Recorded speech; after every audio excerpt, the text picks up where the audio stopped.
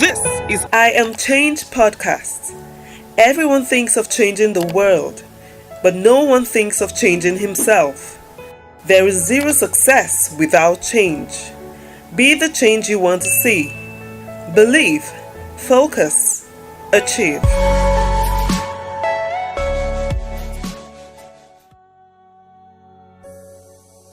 The recent spate of attacks in Johannesburg, South Africa's commercial capital, is worrisome. Vehicles are being burnt and shops looted, many of which are owned by foreign nationals. Some South African officials have blamed criminality, while others are of the view that xenophobia is in play. Nigerians are alleging that their businesses are being targeted. Our guest is Mbasekei Martins Obono, a legal practitioner and a rights activist, and xenophobia is in focus on our discussion today. I'm Joyce Ometu, your host. So many thanks for joining me on I Am Change podcast. Thanks for having me. All right, how would you describe the current situation in South Africa, especially with the kind of relationship Nigeria has with our country? Like back in the day, Nigeria was even categorized as one of the frontline states in their struggle against apartheid.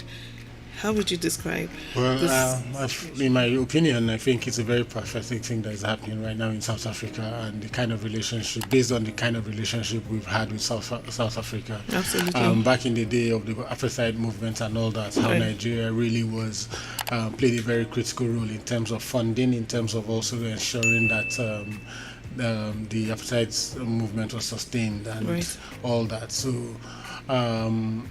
It's actually very pathetic to see that now South Africa has turned back to bite the fingers that fed it, if I should say that. And then also it's to show you the level of hostility. They're not particularly singling out Nigerians. True. And they're also singling out attacking other countries, other African countries, Mozambique, Malawi, and the rest of them. So it's a very sorry situation that we actually find ourselves as a continent. Okay, there have been different reactions on these attacks, and some South African officials have said that the attacks are not connected to xenophobia, but are driven by criminals who take advantage of moments of crisis and chaos. Is this true? The thing is, South Africa hasn't, or the leadership in South Africa hasn't taken responsibility to act responsibly, right? And they've also not been, in terms of responsiveness, their responsiveness is totally unacceptable to anybody or any international observer who is actually keen in issues that happen in South Africa. So first of all, you say it's criminality. How many people have they brought to book in terms of that criminality? And then there is another school of thought that says, or another kind of message going out there, that the Nigerians who are being killed or whose stores are being burgled are people who sell drugs. Is it your responsibility to carry out good justice in that regard? If there is a reasonable suspicion of crime anywhere, it is the police, it's the law enforcement agency that should go there and arrest the crime or arrest the criminal, and then ensure that the person faces the full wrath of the law, not fellow citizens picking up stones and smashing people's heads, destroying their cars and burning their businesses and all that. So what South African government needs to do to prove to us that it's not in support of xenophobia, rather, is to go out there and look out for people and arrest the people who have committed most of these heinous crimes and bring them to justice, while also compensating the victims. All right, moving on. According to reports, these attacks have been on for the past 11 years, you said so too, not just on Nigerians, on other nationals as well. Why is there a sudden escalation, and why are Nigerians targeted in this recent one? Okay, I think, I'll take from the escalation part of this. It's been going on for way too long, and we've been overlooking it. And also with the advent of social media, and internet and smart mobile communications, it has become much more easier for people to report and document issues and then get updates real time, and it also make it spread. Yes. So social media has enabled that to happen. Like the one that happened earlier this year, it was quite prominent also like this. Right. And then this one again. So it's been like an accumulated form of anger and burden and pain, that finally came out in the open. That's right. Also, we have a government that lacks the responsibility and the capacity to be responsive when it comes to the murder and killing of their citizens. Yes. So Nigerians have gotten so used to that part, and they are already angry with the system to say, okay, people go out there and they are killed. Nigerians are here, they are killed and all that. When will this killing stop? Right. And so it was at that point where a lot of them decided they were going to act and react, and ensure that this doesn't happen again. If there was no pressure on the Nigerian government, there wouldn't have been so-called envoy sent to South Africa. Okay. There wouldn't have been calling our ambassador to come. By the way, he wasn't recalled, he was just invited to come to Nigeria. And there won't be all that, kind of consequences and reactions that we have seen. Right. So the pressure is actually good pressure, and we have to keep it. Okay, so why do you think Nigerians are targeted? There are a lot of things. Nigerians, I was thinking about it this morning. Okay. Why are Nigerians usually the target for all this? We are actually, I don't want to use the word hated by quite a lot of African countries. Why right? So? Why do you think so? The thing is, if you're beautiful and you're the most beautiful person in your class, you know you have enough of enemies, right? Right. Exactly. And if you're the most brilliant, you also have that. So if you're a kind of star, Nigeria, over 200 million population, our landmass is really expansive. We've got some of the best brains in the world. Yeah. We have oil going for us. Yeah. We've got, name it. Our country is a very beautiful girl amongst a lot of people in the class. Yeah. And so you will definitely, and we are kind of boisterous. We are very out there, loud, outspoken, confident of ourselves, and we think we know what we do and all that. So a lot of African citizens of African countries don't have that kind of boldness that we have. Okay. They don't have that kind of fighting and can-do spirits that Nigerians actually display home and abroad. So that makes us take the fall for it, right? Okay. It's not just South Africa. Yeah. Ghana is here. Yeah. I was quite involved in a lot of things that happened in the last Ghanaian elections. Okay. And after the elections, I packed my things and I left. Yeah. My candidate won and all that stuff, but the environment, I didn't want to wait for hostility to happen before I left, basically. So it wasn't like I wanted to wait, but you could sense it. Oh, Nigerians. Yeah. I don't want to be in a place where I'm not wanted, so they call me and say, do you want to come you should come to Ghana for this and all that. Okay. I weigh my options and I'm like, don't worry, I'll see you guys another time and all that. So you have to know how to draw the line, right? So these people feel you're in their space and you are dominating their space. That's right. And they are not happy about it. Instead of them to, I also have a Ghanaian friend, by the way, who always tells me, guy, you can't leave me now. Wealthy and influential in Ghana. Right. But he says he wants that confidence of Nigerians that Nigerians have, that you can wake up and speak. Oh, wow. And you can command respect here and there and all that. So he's always in Nigeria. He came in 3 months ago and we had a good time together. So that there's that thing that we have that is lacking in most of these people, and so it also makes them feel inadequate and inferior, and then instead of them to say, teach me, they go hostile. Show me the way. They go hostile. All right. While South African citizens are allegedly envious of our small-scale businesses in their country, South African business giants are also here in Nigeria, and then they are making a lot of money from Nigerian economy. What do you make of this? You see, that's the point I'm trying to say. At the end of the day, Nigerians are more receptive of foreigners, basically. We are open, it's not in our nature to see foreigner and start, slapping him or beating him or all that. Okay. We actually are very welcoming people, and that's why South African businesses will come and thrive here all that. We don't do any business in return in terms of comparative advantage. You can't say Nigerians, we have mighty businesses in South Africa, except banks probably. Right. So and they also have one of the biggest banks here, which is I think Stanbic.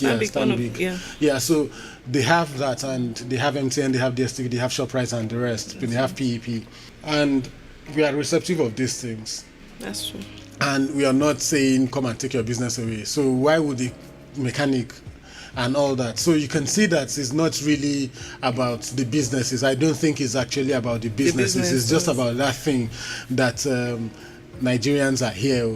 And it will interest you to know, on a very lighter note, that if you go to all these African countries, there are women like Nigerian men more than anything else.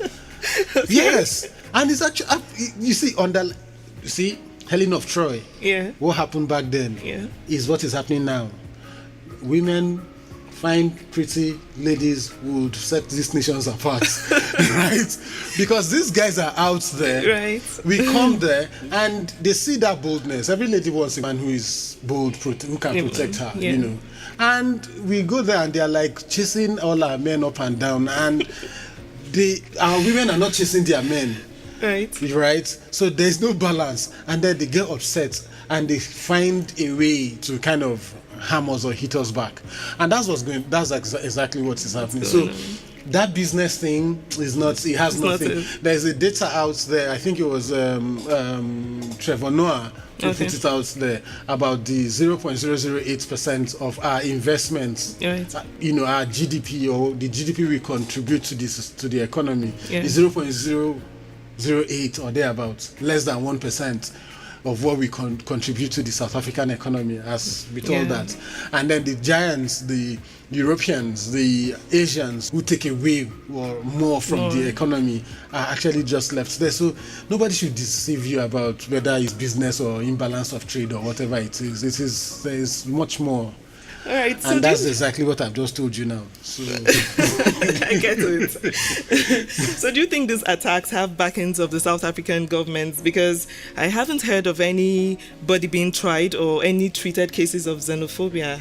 Okay, so if you look at, there was a deputy minister of police who made some statements. Yes, I heard that. Yes, I did. Brilliant.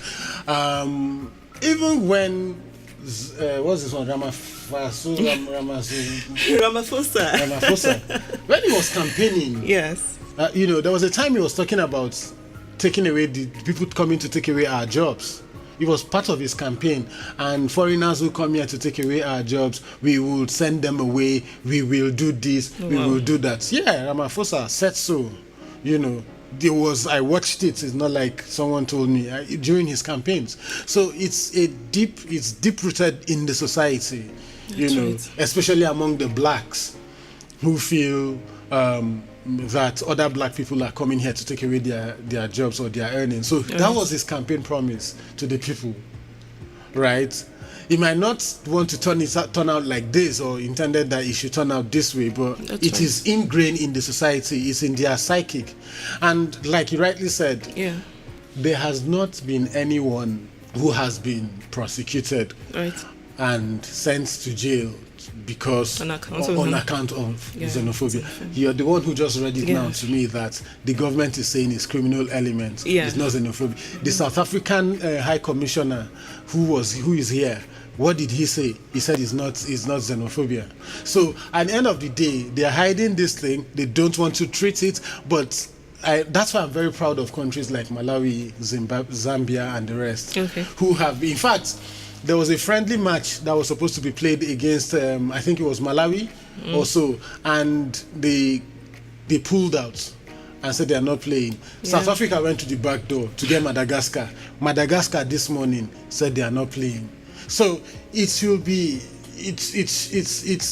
sweeter when you have all these people pulling out of South Africa to say that you've got to treat this, because if the government were in the real sense arresting these situations. Okay, so let me give you an example. In Nigeria, we were notoriously known for cyber crimes and 419, right, before the Obasanjo administration. When Obasanjo came in, what did he do? He wanted to give because before now, nobody was saying anything. The Abacha, IBB administrations and all that never did anything to address that issue. What did Obasanjo do? He went out, got CAFTA also, Financial Action Task Force and all that.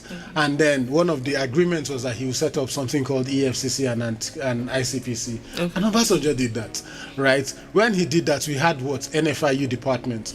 What does NFIU department do? It was to ensure that there is clean financial flow and all that in Nigeria. And today, NFIU is an agency of its own. Right. Today, international community could say, okay, Nigerians are still they do 419, but no problem, they are solving it. There is EFCC. Yeah. EFCC has a record to show, to say, okay, we have arrested X number of people on cyber crimes, fraud, right. money laundering, and all that. The government is doing something, right? What has South African governments done in the past to show that they are actually tackling xenophobia? Okay. So Nigeria even boycotted the World Economic Forum scheduled to take place in South Africa. Do you think it's as a result of the alleged attacks on Nigerian That's citizens? what Nigerian government claims. Okay. But you cannot say you are not going to a conference like World Economic Forum, Yeah. and then we find somebody who is the ruling party, the chairman of Governors Forum of the ruling party at the World Economic Forum. That's number one. Then number two, the best son of the president, Malam Nasir El-Rufai, Right. at the same event. Okay. And a host of other people at the same event, and you tell me you're boycotting such an event. That's totally unacceptable. So you can't tell me you don't want to give somebody something at the same time you pass it through someone else to come and give it to you. So it doesn't make sense. You can't say you recalled the Nigerian High Commissioner to South Africa in South Africa and then come back to say it is not a recall, it is come to Nigeria and give us briefing. You Right. can't say you are boycotting it and then you send a special envoy. You can't say you're doing that and then you say the president is going in October to go and see the president to discuss what? At the point where we are with South Africa, what we need to do as a country, we've got to be very decisive.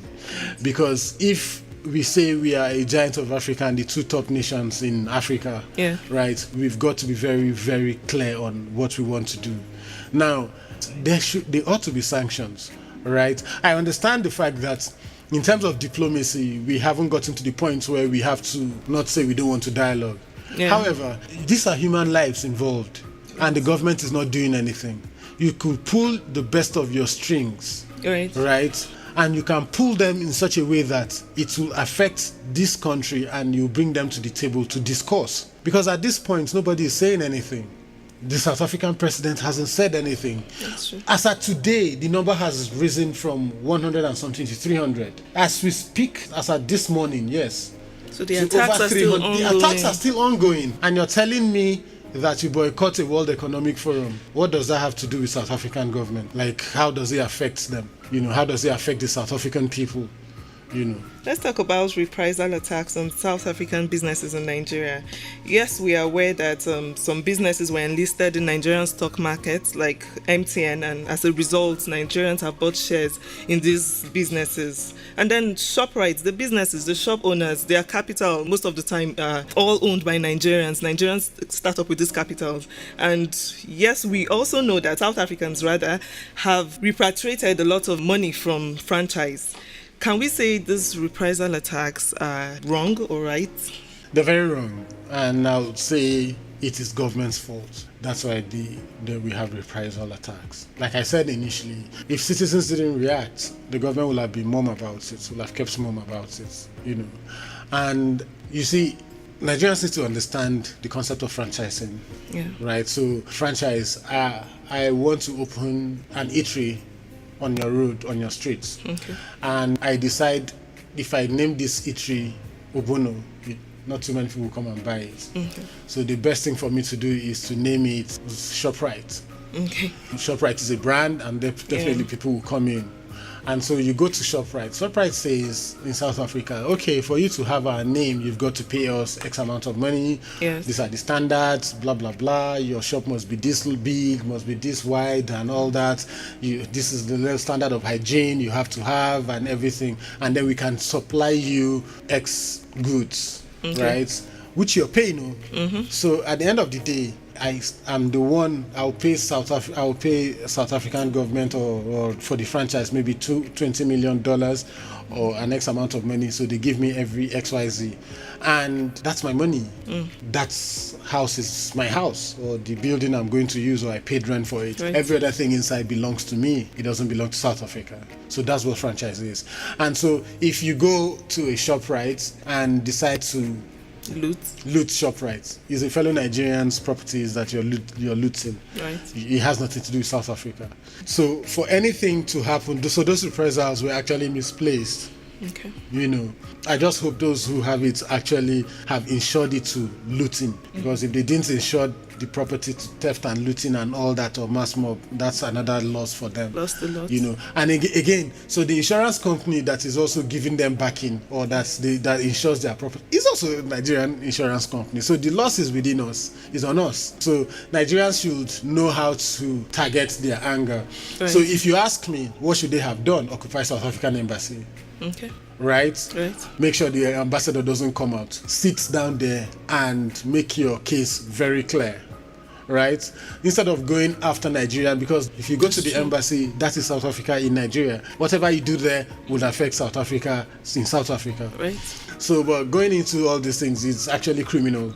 Right, so people should learn to also control their anger. But if government has also reacted initially, yes, if government has shown Nigerians that nobody will touch you and go scot-free, we are here for you, we've got your back. If there were strong statements out there, Nigerians, or assuring or reassuring Nigerians that, listen, we are going to deal with South African government on your behalf, nobody would have been, instead of what we heard, it would have been avoided. So I blame it on the government, essentially. Because the failure of governance is actually what made that to happen. But let's even take, for example, in Lagos. Yeah.